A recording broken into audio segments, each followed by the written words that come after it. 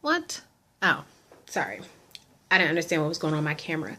But anyway, I know I'm late to the party on this, what was it? Monday's episode of Love and Hip Hop, Hollywood. But girl, can we just talk about what's going on this series? Like Hazel E.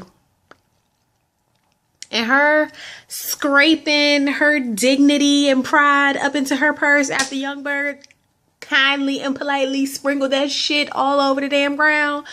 I was having a conversation with my girlfriend and we were both like, girl, production would have had to go get my shit, because there is no way that you gonna front on me on national television. First of all, let's just get together on this whole Youngberg Hazel E situation. I feel like, there are, as women, sometimes you do kind of hang on to a relationship a little bit longer than you should. And the conversation I was having with my girlfriend, she was also saying, like, there's no way that they could have been messing around for 8 years and they not have a connection. I feel like Youngberg's trying to keep his player image, for the media. First of all, who's checking for Youngberg? Like, I feel like he got on Love and Hip Hop and thought this was about to be his moment to, like, get his name in the bright lights. And he wanted to keep his image up as a player in the industry. So I really think that before Love and Hip Hop came about, him and Hazel E probably were kicking it on the regular or something like that. There had to be something that happened to make her feel this way. Granted, there are crazy bitches out here who will just like act like y'all was like really in love, but I don't think that's what this is. I think that Youngberg's fronting on her for the looks, you know what I'm saying? For the look of it or whatever. But so I do feel that part of her, like when he first came over and they had that little session over her house, and then they had to talk the next day, and she was like, I was really thinking that maybe you would think it was time to like make things more serious between me and you. And he told her then, like, no, I'm not about that. Like, my life, I'm a player, woo woo, whatever. That for me would have been the end. I have never chased after someone after they told me they had someone else. Like, that's just not something that I do. Now, I have been in a situation where someone, looking back on it, it was very obvious, like, girl, he do not want you. You know what I'm saying? Like, looking back on it. But as far as like seeing it as it's happening and knowing that he has interest in other women, that ain't never happened. But my main observation in this whole thing is, like, even if you were acting like that, off camera, there is no way. Let me get close to y'all on this.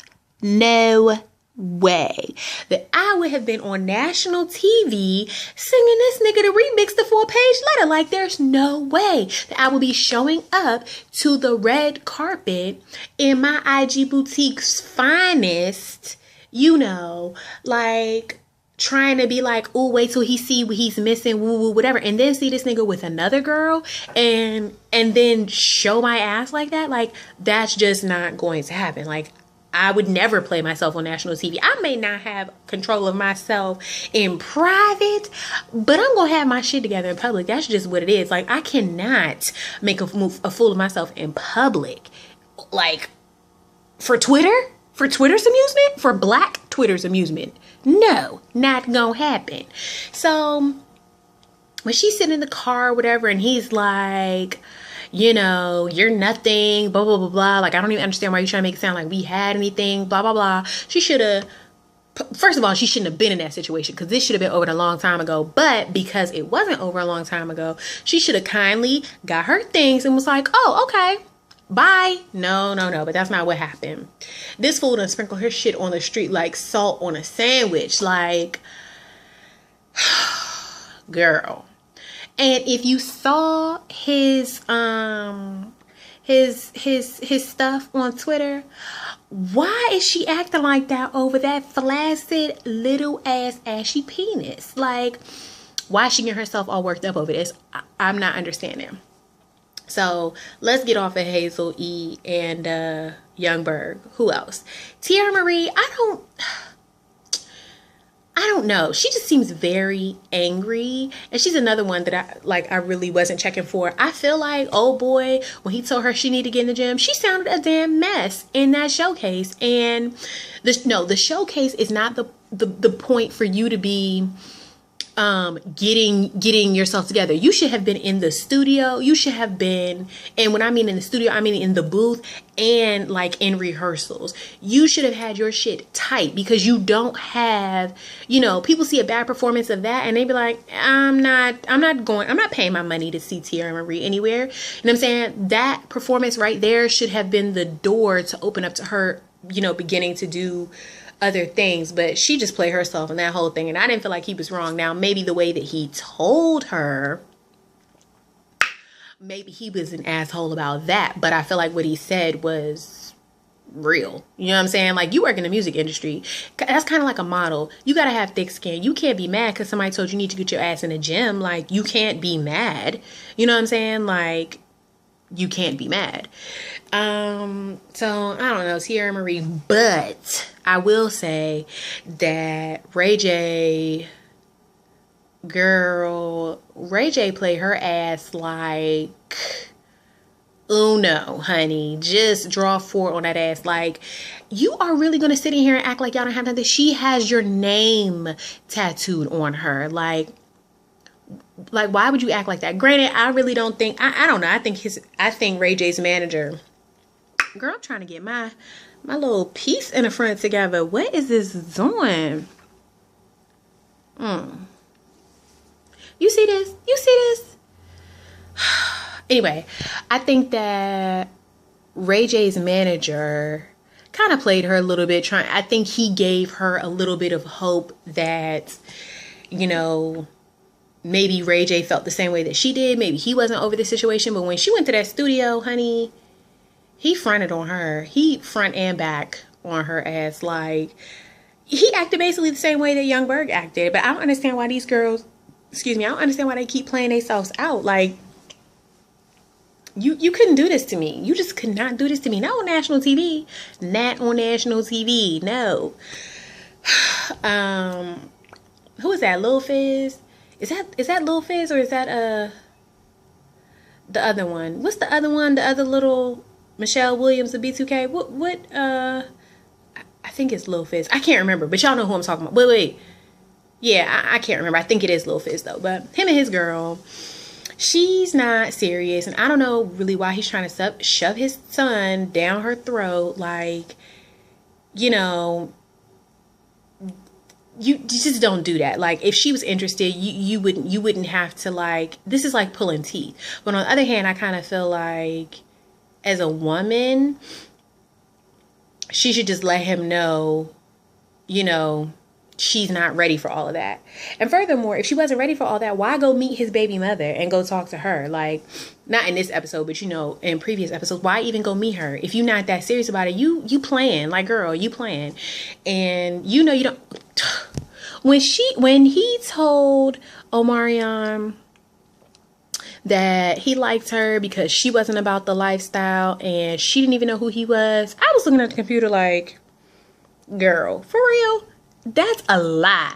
Now, granted, she may not know who you are, but she know about B2K, honey. She know about B2K.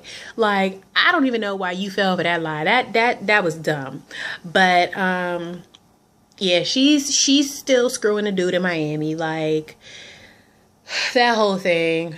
Anyway, and Omarion's mother, girl, what is it about these mothers of these black men who, she's just so fucking tacky to me. Like, how you gonna show up to the baby shower like, I just don't think you ready. Well, guess what, bitch? The baby is going to be here in a month. So whether you think I'm ready or not, this baby is coming soon, honey. Like a movie to your theater, honey. It's gonna happen. Like, get over it. And Omarion's sitting over there, like, just letting her say the shit. I would have been mad too. You're gonna come in here to my baby shower and act like this? Why did you even come? Like, why'd you even come?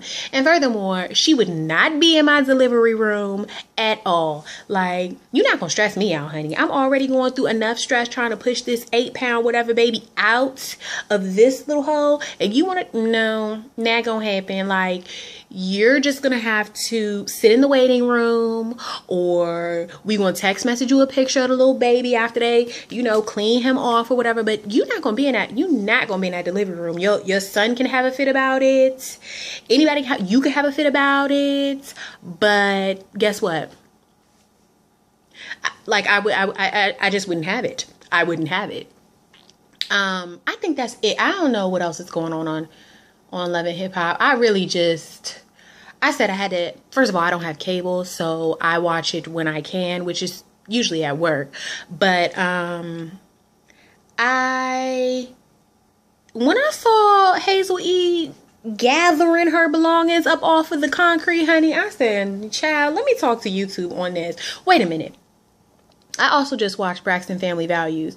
I'm like 2 episodes behind, but the episode when the little African instructor was talking to them about the little machine that you go into to measure your body fat. It's a big machine and it's got water in it, and you're supposed to get all the way down in there, like not just to your neck, but you have to get all the way down in or whatever. And Tawanda was like, black women in America do not do that. And I wanted to be like, skirt, don't speak for me, honey, because you see this, I don't have no problem getting it wet. Maybe you and your wig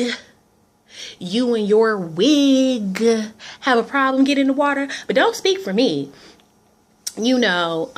But then he gonna go, she was like, well, I'm not getting in the water. And because at first Trina was gonna get in until she found out you had to go all the way under, and she was like, no God, like, you know how they do. She was like, no, you know, I'm not getting in the water, I'm not getting my hair wet. And I wanted to be like, bitch, just take it off, because it's a wig. Like, just take it off. Why are you being dramatic?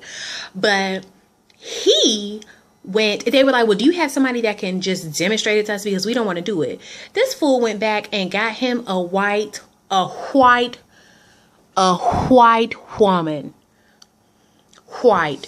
Got him a white girl, honey, and was like, you know, white women don't have a problem getting in the water, and all this other stuff. No, he was like, white women do not have a problem getting in the water. This is the problem with you black women in America. You all this other coming to America bullshit. And I was just like, who says that? But I mean, part of it, I do kind of agree with him. Like, she just played herself by saying black women don't like to get in the water, you know, whatever. She played herself saying that, but he was like, this is why black men date white women, and you guys wonder why they do that. I don't wonder at all. If you have that preference and you are not interested in dating black women, honey, okay, slide yourself on over to the side. That don't bother me. Like, if that's your preference and that's what you want, more power to you, that's fine. But I just feel like for him to say that on TV, and then, but wait a minute. Then Evelyn Braxton, the mother, she got on there and she was like, you know, black men are really critical of black women. And, you know, I'm just saying. But I'm thinking to myself, black women are critical of black men too. Like, I'll be talking to my girlfriends and they'll say niggas ain't shit. You know what I'm saying? And I'm just kind of like, I can't come from that perspective because I got a bomb ass boyfriend. Okay, I got a bomb ass boyfriend. So I mean, I don't feel that way, but you know, it's on both sides. Like, the conversation is on both sides as far as like black women, you know, being ghetto and having attitudes. That's the thing we hear the most, is that black women have these attitudes and we're just terrible to be around. Blah blah blah. And then on the other side, it's like, well, black men ain't about shit. They all in jail, or they down low, or they this, they that. They don't take care of their kids. They can't find no job, blah, blah, blah. But like, yeah, that's some black men, the same way that there are some black women who do have an attitude.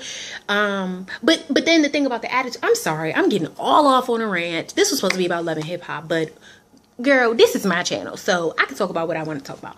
But I just feel like, you know, black, what was I gonna say? Hold on.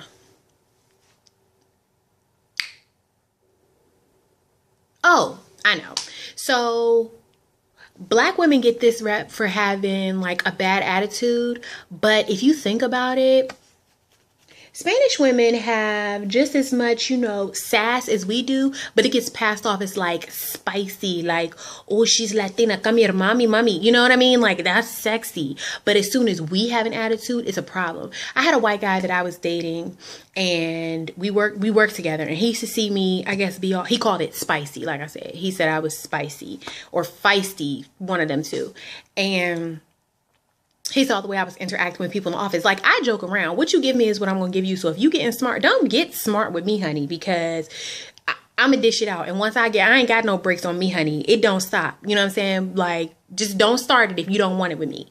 So, but it's all jokes. Like, I'm not being serious. Usually. But he was like, oh, it's just so, we were talking on the phone one night, and he was like, oh, it's just so sexy to me, you know, how feisty you are, blah, blah, blah. And then I remember one day he said something to me, and I was like, excuse me, you know, and I got in his little shit, and he was like, he got in his feelings. I can't believe you're talking to me like that, you know, blah, blah, blah. And I was like, whoa, whoa, whoa, whoa, whoa. It's okay for me to do it to other people, but when it's directed at you, you don't like it. Like, I don't understand that. I don't understand that. But I mean, I don't know. I was just a little bit disappointed with the African guy who said that. Even though he's not anybody that I would really want, you know, for him to, it was almost like he was comparing. And then Tawanda asked him, well, what is your wife? And he was like, it does not matter with my wife. My wife is the color of love. And she was like, well, okay, but what color is your wife? And he was like, she's white and she listens to me. Okay, Matumbo, like, I'm not doing this with you. Like, I was just really kind of irritated by that whole conversation from both of them. Like, I was irritated with Tawanda for being like, black women don't do that. And then I was irritated with him for being like, black women do not know how to listen to their man. I was really irritated with that. So, like, I don't know, but I was trying to catch up on my Braxton family values, but my internet is being a hoe ass bitch right now, so I can't watch it. But yeah, I just had to share my opinion on Love and Hip Hop and Hazel E. Honey, girl, that pride and dignity she was scraping into her purse really just bothered me. Like, it really, I was not unbothered by that. I was very bothered by that. Like, for the record, can we just go on record saying that? Anyway, yes. I don't know. I guess that's it. I'm done with my rant. I guess I'll watch more internet. Okay, bye.